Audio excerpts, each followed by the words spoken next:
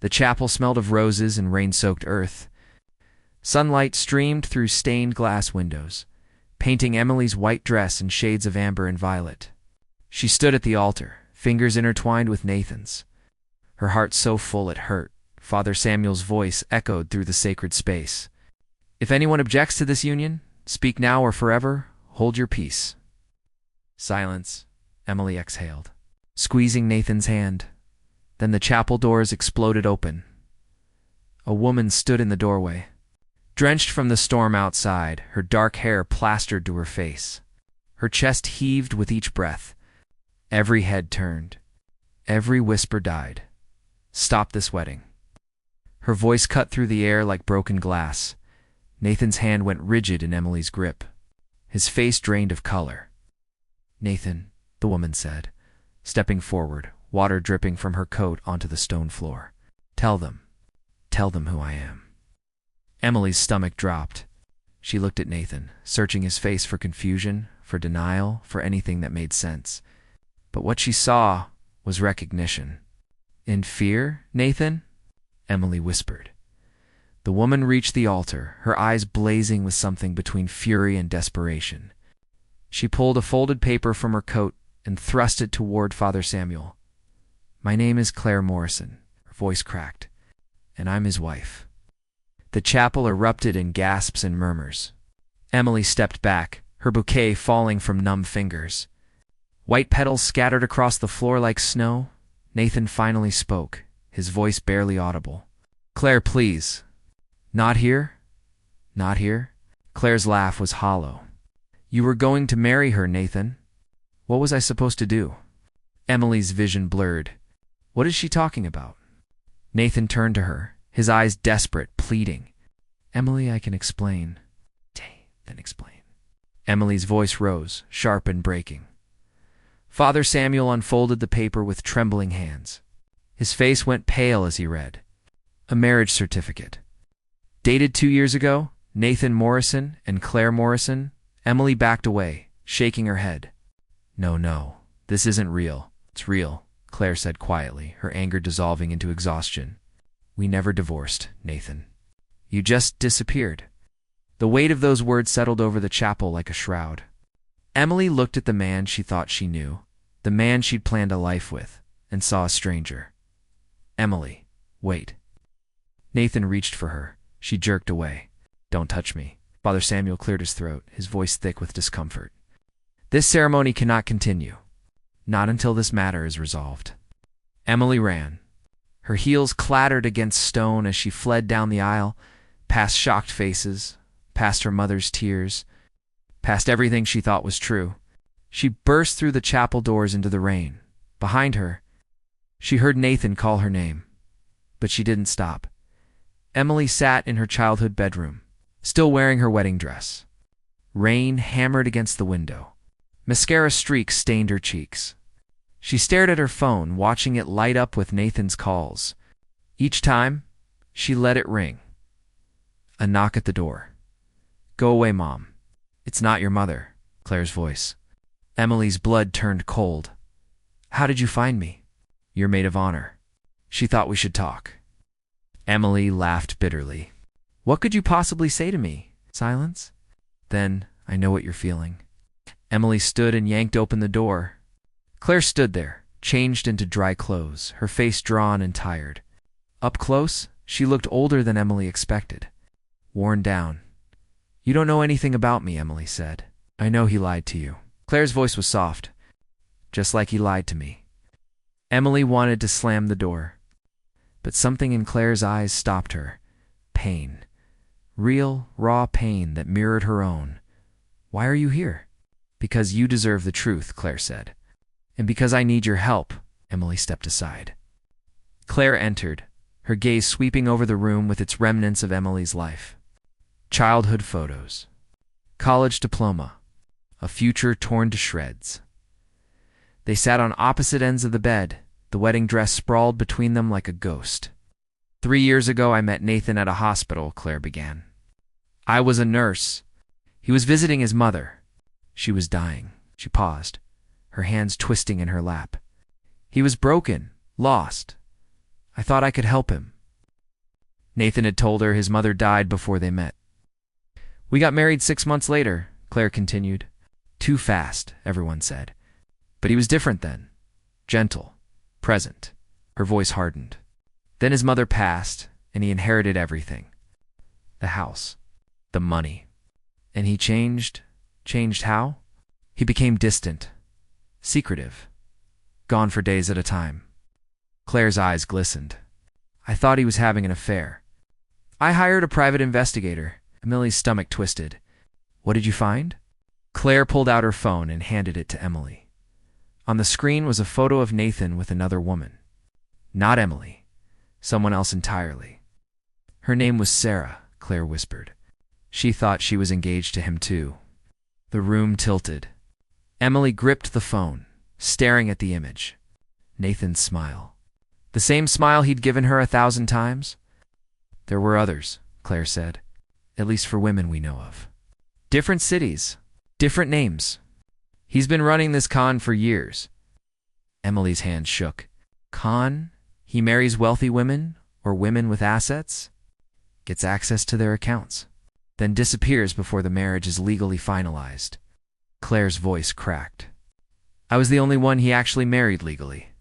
That's why he couldn't go through with yours. The world crashed down. Every moment with Nathan replayed in Emily's mind, poisoned now with this new truth. The way he'd rushed their engagement, his interest in her family's property business, the joint account he'd suggested opening. Why didn't you stop him sooner? Emily demanded. I've been trying. Claire's composure shattered. But he's always one step ahead. The police say without evidence of fraud, there's nothing they can do. And the other women, they're too ashamed to come forward. Emily stood, pacing. So what do you want from me? Claire met her eyes. I want to take him down. Together. How? He'll come to you, Claire said. He'll beg for forgiveness. Spin some story. And when he does, we make him confess. Get it on record. Then we go to the police with everything. Emily's mind raced. That's insane. It's the only way. A car pulled up outside. Through the rain-streaked window, Emily saw Nathan getting out, bouquet in hand. Her stomach lurched. He's here, she whispered. Claire stood beside her. This is your choice, Emily. But if you don't stop him now, there will be others. Nathan's footsteps echoed on the porch. The doorbell rang. Emily looked at Claire, at this stranger who'd become an unlikely ally in the span of an hour. She thought of Sarah, of the nameless others, of the future Nathan had stolen. She made her decision. Tell me exactly what to do. Claire hid in Emily's closet, phone recording. Emily's hands trembled as she descended the stairs. Through the frosted glass door, Nathan's silhouette waited. She opened it. He looked wrecked. Hair disheveled, eyes red-rimmed, suit wrinkled. The bouquet shook in his hands. Emily, thank God. His voice broke. Please let me explain. She stepped aside. He entered like a penitent, setting the flowers on the hall table. The house was empty. Her parents had gone to her aunt's, giving her space. They stood in the living room, the air thick with unspoken words. Talk, Emily said coldly. Nathan ran his hands through his hair. Claire is telling you lies. Whatever she said, she showed me your marriage certificate. He flinched. That marriage is over. It was a mistake from the beginning. And why didn't you divorce her? I tried. His voice rose, desperate. She refused to sign the papers. She's been stalking me, Emily. She's obsessed, unstable. Emily's jaw tightened. She seemed pretty stable to me. She's manipulating you. Nathan stepped closer, reaching for her hands. She pulled away. His face crumpled. Emily, please. You know me?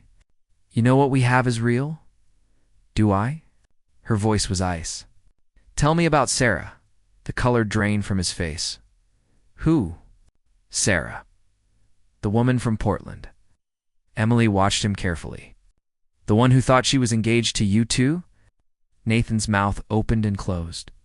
His eyes darted to the stairs, as if checking for witnesses. I don't know what you're talking about.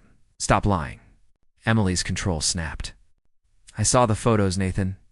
I know everything. Its expression shifted. The desperation melted away, replaced by something colder. Calculating. He studied her face, and Emily felt a chill run down her spine.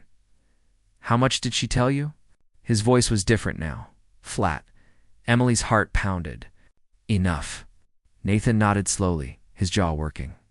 Then he laughed. A short, bitter sound. I underestimated her, he said quietly. And you. So it's true. Emily's voice shook. All of it. He turned away, staring out the window at the rain. For a long moment, he said nothing.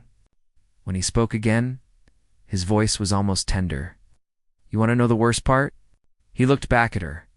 With you, it was different. I actually felt something. Emily's breath caught. Don't.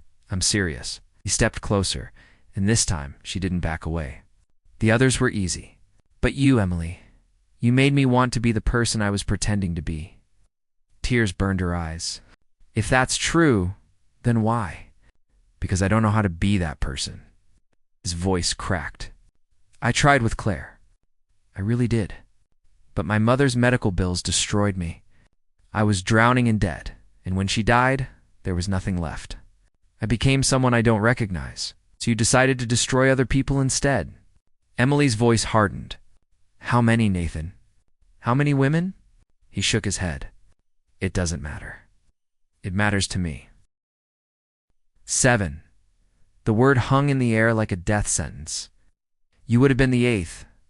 Emily's knees nearly gave out. She braced herself against the wall. Nathan watched her, his expression unreadable. Claire wants revenge. I get that. Bringing me down won't fix what I broke. It won't give those women their money back. It won't undo the pain. Maybe not, Emily said, her voice steadying. But it'll stop you from hurting anyone else. His eyes narrowed. Is she here? Is this a setup? Emily didn't answer fast enough. Nathan moved like lightning, lunging for the stairs. Emily grabbed his arm, but he shook her off, taking the steps 2 at a time. He burst into her bedroom just as Claire emerged from the closet, phone in hand. Got it all, Claire said, her voice triumphant. Nathan's face twisted with rage. He grabbed for the phone, but Claire threw it to Emily, who'd followed him upstairs. Emily caught it, clutching it to her chest. It's over, Nathan, Claire said. He turned to Emily, and for a moment she saw real fear in his eyes. Not the charming man she'd fallen for. Not the cold manipulator who'd just confessed. Just a cornered, desperate man. Emily, he said softly, don't do this, please. She thought of the 7 women before her, or of the ones who might come after. I have to. Something in him snapped. He lunged at her. Claire threw herself between them, and Nathan's momentum sent all 3 of them crashing into the dresser. Glass shattered. Emily's head hit the wall. The phone skittered across the floor. Nathan scrambled for it, but Claire got there first. She held it above her head, backing toward the window. Stay back, she warned. Nathan's chest heaved. Give me the phone, Claire. No, said give me the phone. He advanced on her. Claire's back hit the window. Rain pelted the glass behind her. She looked at Emily, then at Nathan, and made a choice. She threw the phone out the window. Nathan roared, rushing forward. But Claire sidestepped, and his momentum carried him straight into the glass. It cracked, but didn't break. He spun around, fury contorting his features. Stupid police sirens wailed in the distance, growing louder. Nathan froze. He looked at Claire, at Emily, at the broken room around them. Understanding dawned on his face. You called them, he whispered. Before I even got here? Claire nodded. The phone was streaming directly to the detective I've been working with. He heard everything. The sirens pulled up outside. Red and blue lights flashed through the windows. Nathan's shoulders slumped. He looked at Emily one last time, and she saw it then. Real remorse. Too late and not enough, but real. I'm sorry, he said. The front door burst open. Heavy footsteps thundered up the stairs, but as the police flooded into the room, Nathan made one final desperate move. Nathan grabbed Claire, pulling her against him with one arm around her throat. With his other hand, He snatched a shard of broken glass from the dresser. "Everyone stay back." His voice was raw, unhinged. The police officers froze in the doorway, hands on their weapons. Emily's scream died in her throat. "Nathan, don't." Claire choked out, her fingers clawing at his arm. "Shut up." He pressed the glass against her neck. A thin line of blood appeared. "All of you, get out. Now." The lead detective, a gray-haired man with steady eyes, raised his hand slowly. "Nathan, let's talk about this. You don't want to add assault to your charges? I don't care anymore." Nathan's laugh was fractured, desperate. "You already have everything, the recording, my confession. What's one more crime?" Ali's mind raced. This wasn't part of the plan. None of this was part of the plan. "He's not going to hurt me," Claire said, her voice strangely calm despite the glass at her throat. "He doesn't have it in him." "You don't know what I have in me," Nathan hissed in her ear. Claire's eyes met Emily's across the room. In that moment, Emily saw something pass between them, an understanding. Shared history of loving and being betrayed by the same man. "You're right," Claire said softly. "I don't know you at all. Thought I did 3 years ago. I thought you were broken and beautiful and worth saving." Her voice cracked.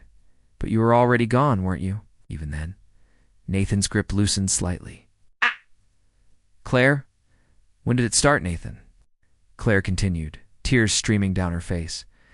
"When did you decide that people were just marks, wallets with heartbeats?" "Don't." His voice wavered. "Was it after your mother died, or before?" Claire pressed. "Did she know what you'd become?" "Stop talking." The glass trembled against her skin. Emily spoke up, her voice cutting through the tension. "She'd be ashamed of you." Nathan's head snapped toward her. "What did you say, your mother?" Emily took a careful step forward, ignoring the detective's warning gesture. "The woman you claim to love more than anything. She'd be ashamed you didn't know her." Nathan's face contorted with rage and grief. "Neither did you," Emily said, her voice gentler now. "Not if you think she'd want this. Not if you think destroying lives in her memory means anything." Nathan's hand shook. The glass wavered. Claire spoke again, her voice barely a whisper. "Let me go, Nathan, please. If there's anything left of the man I married, let me go." For a long moment, nothing moved. The room held its breath. Then Nathan's arm dropped. The glass fell from his fingers, shattering on the floor. Claire stumbled forward, and Emily caught her, pulling her to safety. Nathan stood alone, surrounded by police, his face wet with tears. "I'm sorry," he whispered. "I'm so sorry." The officers moved in, cuffing his hands behind his back. He didn't resist. As they led him toward the door, he looked back at Emily and Claire one last time. "I meant it," he said hoarsely. "What I said before with you, Emily. It was different."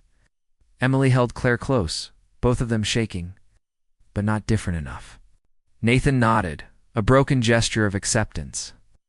Then he was gone, led down the stairs and out into the rain. The detective approached them, his expression kind. "You both did well. The recording is solid. We have him on fraud. Attempted bigamy. And with your testimonies, we can bring in the other victims." Claire nodded numbly. Emily couldn't find words. When the police finally left, the two women sat on Emily's bed, surrounded by the wreckage of the confrontation. The wedding dress still hung in the closet, visible through the open door. A ghost of what might have been. "Thank you," Claire said finally, "for helping me." Emily looked at her, this woman who'd crashed into her life and torn it apart to save it. "Thank you for stopping me from making the biggest mistake of my life." "We stopped each other," Claire corrected gently. They sat in silence, watching rain blur the world outside. Two women bound together by betrayal, finding an unexpected kinship in shared pain. "What will you do now?" Emily asked. Claire wiped her eyes. "File for divorce. Finally move on." I don't know." Emily's voice was small. "How do you trust anyone after this?" Claire took her hand, squeezing gently. "Very carefully. But you do, because the alternative is letting him win." Emily's phone buzzed. A message from her mother, coming home. "Are you okay?" she typed back. "I will be." "He said I was number 8, Emily said suddenly. "But there were 7 others. Where are they now?" Claire's expression darkened, scattered, ashamed. Some of them lost everything. We should find them, Emily said, an idea forming. Bring them together. Help them testify. You want to face more of his victims? I want them to know they're not alone.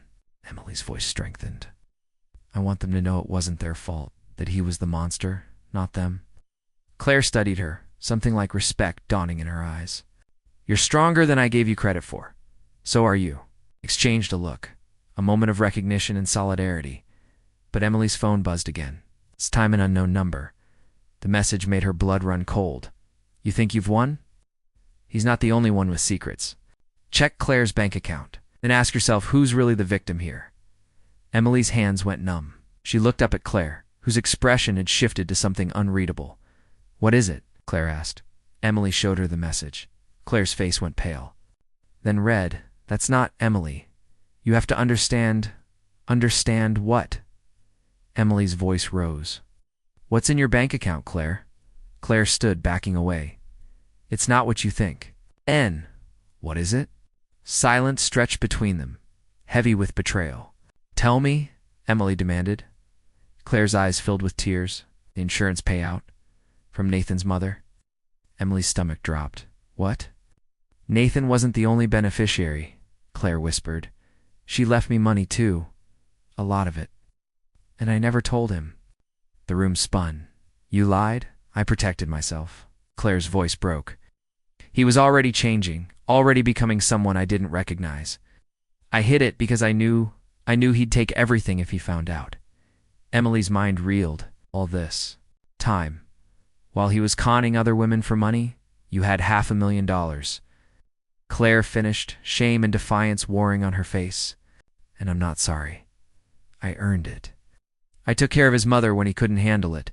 She wanted me to have it. Does he know? Emily's voice was cold. Claire shook her head. No one knows, except now you. Emily stared at this woman she'd begun to trust, seeing her in a new light. Not just a victim, something more complicated. Who sent that message? Emily asked. Claire's expression went hard. There's only one person who could have figured it out. They both said the name at the same time, Sarah. Emily's doorbell rang at midnight. She opened it to find a woman with sharp eyes and a sharper smile. Sarah. Invite me in, Sarah said. We need to talk. Emily stepped aside. Sarah entered, her gaze sweeping over the house like she was appraising it. Claire emerged from the kitchen, her face guarded. Hello, Claire, Sarah said pleasantly. Surprised to see me? How did you find us? Claire demanded. I've been watching Nathan for 2 years, Sarah replied, settling onto the couch uninvited. Ever since he took $40,000 from my savings and disappeared? You think you're the only ones who wanted revenge? Emily remained standing, arms crossed. What do you want? Sarah's smile widened. I want what's fair. Claire has $500,000 that she kept hidden while the rest of us suffered. I think we deserve a share. That money has nothing to do with Nathan's crimes, Claire said coldly. Doesn't it? Sarah leaned forward. You could have stopped him years ago. Turned him in when you first suspected. But you didn't because you had your nest egg safely hidden. How many women got hurt while you stayed silent? The accusation hung in the air like poison. Emily looked at Claire, whose face had gone pale. That's not fair, Emily said quietly, isn't it? Sarah's eyes glittered. She had the resources to escape, to fight back, to warn people. But she waited until he came for someone else. She looked directly at Emily. She waited until he came for you. Ow. Claire's voice shook. I was scared. I was alone. So were we, Sarah snapped. But we didn't have $500,000 to cushion the fall. Emily's mind raced. Sarah was right, but so was Claire. They were all victims, but some had been more complicit in their own salvation than others. How much do you want? Emily asked. Sarah named a figure that made Claire gasp. That's extortion, Claire said. It's justice. Sarah pulled out her phone. And if you don't pay, I go to the press. Tell them how Nathan's first wife knew what he was and did nothing. How she hoarded money while he destroyed lives. She paused. Think that'll help your case when you testify? Claire looked at Emily, desperation in her eyes. You can't let her do this. Emily felt the weight of impossible choices pressing down on her. She thought of the other victims, of their empty bank accounts and shattered trust. She thought of Claire, who'd risked everything today to stop Nathan. She thought of Sarah, whose pain had twisted into something dark and grasping. "No," Emily said firmly. Both women looked at her. "No," Sarah repeated, incredulous. "You're right that Claire should have acted sooner," Emily said, her voice steady. "But extorting her doesn't help the other victims. It just makes you another person profiting from pain." Sarah stood, her face hardening. "Then I go public." "Go ahead," Emily said. "But I'll go with you. I'll tell them everything. Including how you're trying to blackmail another victim for money you're not entitled to." Sarah's jaw clenched. "You're protecting her?" "I'm protecting what's right." Emily turned to Claire. "But she's not wrong. You do owe something to the others." Claire's eyes widened. "Emily set up a fund," Emily continued. "For all of Nathan's victims, use your money to help them rebuild. Therapy, legal fees, whatever they need." She looked at Sarah. "That's real justice." Sarah studied them both, anger and calculation warring in her expression. Finally, she laughed, a bitter sound. "Fine," she said, "but I want to be the one who administers it. To make sure the money goes where it should." Claire nodded slowly. "Agreed. And I want counseling," Sarah added, her voice cracking. "Professional help. For all of us. This thing, what he did, it broke something in me. In all of us." Emily felt tears prick her eyes. Under Sarah's anger was the same wound they all carried. "We'll do it together," Emily said softly. Sarah's tough exterior crumbled. She sat back down, covering her face with her hands. "I'm so tired of being angry." Claire moved to sit beside her, hesitantly placing a hand on her shoulder. "Me too." Emily joined them, three women bound together by the same man's betrayal, finding an unexpected path toward healing. Over the next 3 months, they worked together, found the other victims, set up the fund, testified against Nathan in court. He was sentenced to 8 years for fraud and attempted bigamy. Emily never went back to the chapel. She sold her wedding dress and donated the money to the fund. On what would have been her first anniversary, Emily sat in a coffee shop with Claire and Sarah. They'd become unlikely friends, their shared trauma transforming into mutual support. "I got a call from victim number 4, Sarah said. "She's starting her own business. Says the fund made it possible." Claire smiled. "That's good. That's really good." Emily watched them. These two complicated women who'd entered her life in the worst possible way and somehow become essential to it. She thought of Nathan, locked away, paying for his crimes. She didn't feel satisfaction exactly, just a quiet sense of justice. "Do you think we'll ever really move past this?" Emily asked. Claire considered. "I don't know if we move past it, but maybe we move forward with it.